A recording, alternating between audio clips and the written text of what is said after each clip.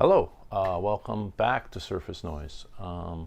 Today's video I will be starting a series where I go through the discography of Rush, one of my top 5 bands. And today we'll start at the beginning with Rush. And we'll start that in just a sec.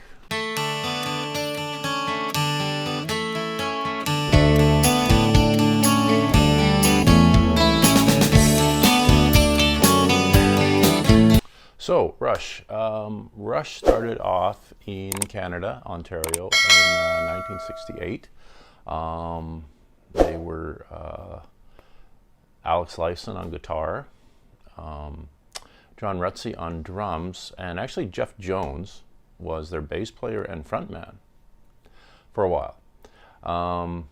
while they played around town. And there was just one performance, one show where he didn't show up. Alex Lifeson had a friend named Gary Weinreb, nicknamed Geddy, who played bass, and he came and played with them when Jeff Jones couldn't play. And basically from there on he took over as bass player and frontman, and of course we all know him as Geddy Lee. So that was the lineup from that point onwards. They played around Toronto for years. It was I think 73, so a good 5 years of playing before they recorded their first record or single.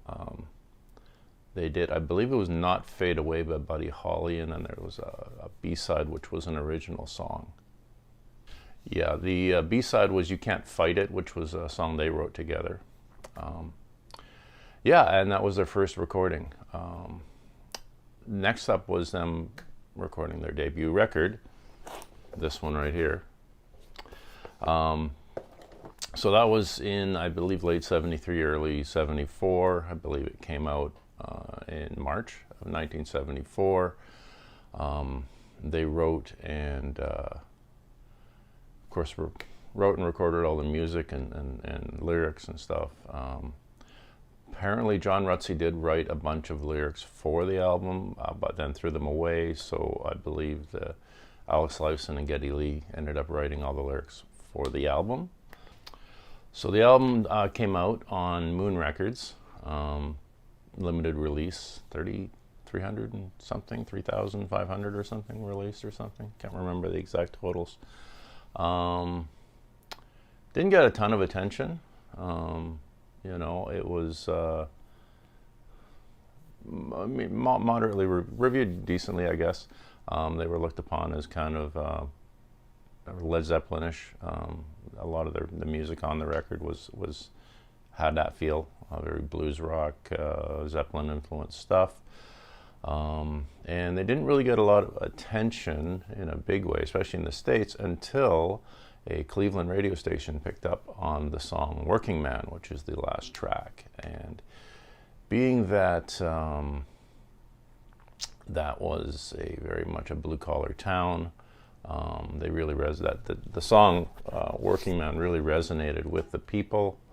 Another benefit for the DJ was that the song was about 7 minutes long, so they can put the record on and go use the washroom if they need to.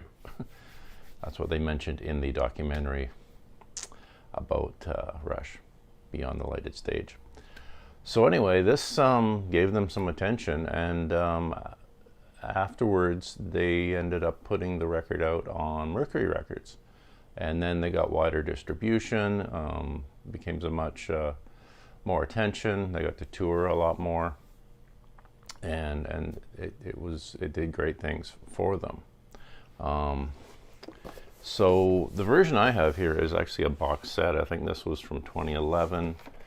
Here you can see the original members of Rush in their infancy. Open this thing up. So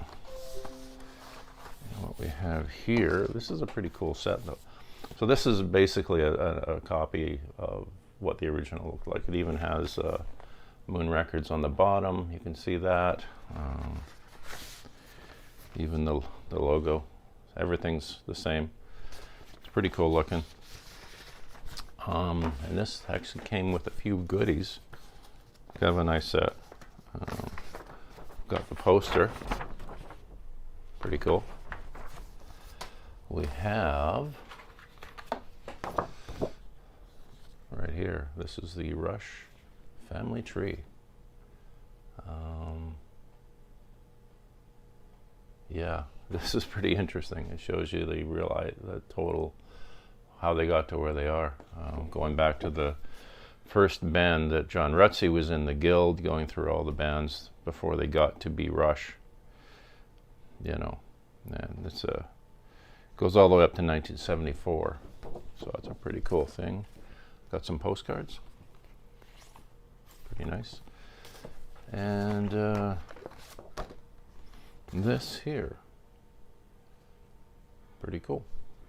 And this picture inside. So yeah, so it's a nice package, this box set I got. As far as the record goes, it starts off with Finding My Way, which was one of the singles, I believe. Yeah, that was one of the singles. Great, I mean, a good hook, good riff to it, very catchy rock song. Great way to start the record. Need Some Love, short track, fast, another good rock song. Take a Friend, that has a kind of more of a proggy sound, almost similar to what they would start moving towards later.